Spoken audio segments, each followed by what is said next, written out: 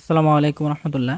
কিছুদিন ধরে আমাদের এখানে মুরব্বীরা বলতেছিল যে আমাদের মসজিদে একটা ছোটখাটো দোয়া মাহফিলের ব্যবস্থা করার জন্য। তো চিন্তা করলাম সকলে যখন বলতেছে তাহলে করা যাক আর কি। তো করার জন্য শুধু করতে গেলেই তো হবে না, চিন্তা করলাম এর সাথে কিন্তু আমরা মেহমানদারি ব্যবস্থা করি, যেহেতু দূর দূরান্ত থেকে লোকজন আসবে এবং আমাদের মসজিদের মহল্লার যারা আছে তারা আমাদের এখানে উপনীত থাকবে। তো তাদের জন্য একটু নাস্তার ব্যবস্থা যদি করতে পারি তাহলে আমাদের ভালো লাগবে। তো তারই পরিপ্রেক্ষিতে সকলের সিদ্ধান্ত নিয়ে আমরা কাজটা করার জন্য সিদ্ধান্ত নিই। তো সকলে আমাদের মতামত দেয়, ঠিক আছে করা যাক, সবাই মিলে আমরা কাজটা করার চেষ্টা করবো।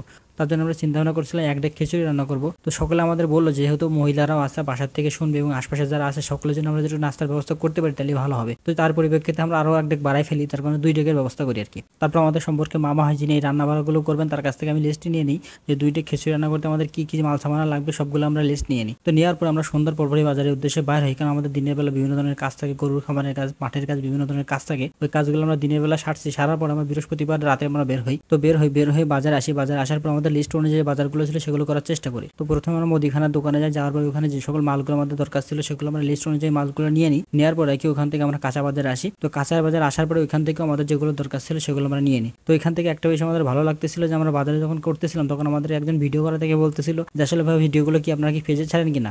আমি বললাম হ্যাঁ ভাই আমরা পেজে ছাড়ি আর কি। তো আমাদের পেজের নামটা জিজ্ঞাসা করলো। তো পরবর্তীতে একটা বিষয় ভেবে ভালো লাগলো, যখন আপনি একটা কাজ করবেন তো সেই কাজের যখন পজিটিভ দিক আপনি দেখতে পাবেন তখন আপনার মনের দিক থেকে ভালো লাগবে, কারণ পজিটিভ দিক আপনাকে আরো উৎসাহিত করবে। তো যাই হোক আমরা বাজারের কাজটা সম্পূর্ণ করি, করার পর আমরা বাসায় চলে আসি। তো মূলত আমাদের অনুষ্ঠানটা ছিল শুক্রবার আর আমরা বাজার করছিলাম বৃহস্পতিবার রাত্রে, কারণ আমাদের দিনের বেলা কাজ থেকে আগে বলছি। তো ভিডিওটা দেরিতে ছাড়ার যে কারণ সেটা হচ্ছে 2 দিন যাবত আমি অসুস্থ ছিলাম, আল্লাহর রহমতে আপনাকে দোয়া আবার সুস্থ হয়ে আসছি, যার কারণে আমাদের ভিডিও ছাড়তে দেরি হয়েছে আর কি। যাই হোক আমরা জুম্মার নামাজের পরপরই রান্নাবার কাজ শুরু করি, যেহেতু শীতের বেলা কাজ করে আমাদের কমপ্লিট করতে হবে, যেহেতু 2 ডেক খিচুড়ি রান্না করতে হবে, সময় একেবারেই স্বল্প, যার কারণে আমরা জুম্মার নামাজের পরপরই শুরু করি। তো যাই হোক আমরা সম্মিলিতভাবে কাজটা করার চেষ্টা করতেছিলাম। মামা আমাদের মাংস কাটার কাজটা করতেছিল, মামা কিন্তু আমাদের টুকটাক রান্নাবার যে কাজগুলো করে থাকি আমরা, মানে যেগুলো রান্নাবার আমরা করি সেগুলোর মাংস কাটার কাজ মামাই করে। তো যার কারণে মামার এই কাজটা দিয়েছিলাম। আমরা 8 কেজির মতো মাংস নিয়ে আসছিলাম, মাংসটা সম্পূর্ণ মামা কেটে দিয়েছিল, আর বাদ বাকি আমরা তো সবাই মিলে যে যার জায়গা থেকে কাজ করার চেষ্টা করতেছিলাম। তো আমাদের ছোট ভাইদের আমরা কাজে লাগাই দিয়েছিলাম, মানে ওদের কাজে লাগাই দিন, ওরা নিজে থেকে উদ্যোগে কাজ করতেছিল। তো ওদের সাথে আমিও কাজ করতেছিলাম যতটুকু পারি আর কি, মানে যেহেতু সব মিলে আমরা সবাই মিলে কাজ করার চেষ্টা করতেছিলাম। বিশেষ করে আমাদের সম্পূর্ণ রান্নাবাড়ার কাজটা আমাদের মামাই করতেছে, কারণ আমাদের বিভিন্ন যে অনুষ্ঠানগুলো হয়ে থাকে সম্পূর্ণ রান্নাবাড়ার কাজটা মামাই করে। আমিও টুকটাক রান্নাবাড়া পারি আর কি, কিন্তু আমি ওই রকম বড় আকারে রান্নাবাড়া কোনোদিন করিনি আর কি। টুকটাক আমরা ছোটখাটো যেগুলো আমরা নিজেরা করে থাকি সেগুলো রান্নাবাড়া আমিই করি। তো যাই হোক মামার সাথে আমি যতটুকু পারছিলাম হেল্প করছিলাম, যেভাবে আমরা কাজটা সম্পূর্ণ করছিলাম।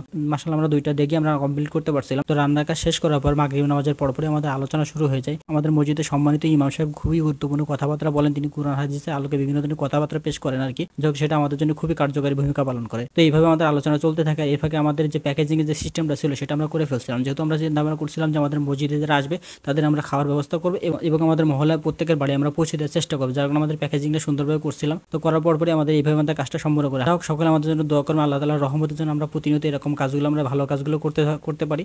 আসলে ভালো কাজ করতে পারলে কিন্তু মনের দিক থেকেও ভালো লাগে। তো সেই জায়গা থেকে আমাদের খুব ভালো লাগতেছিল, সবই আল্লাহ তাআলার রহমত। তো এই পর্যন্ত সকলে ভালো থাকবেন, সুস্থ থাকবেন। আসসালামু আলাইকুম।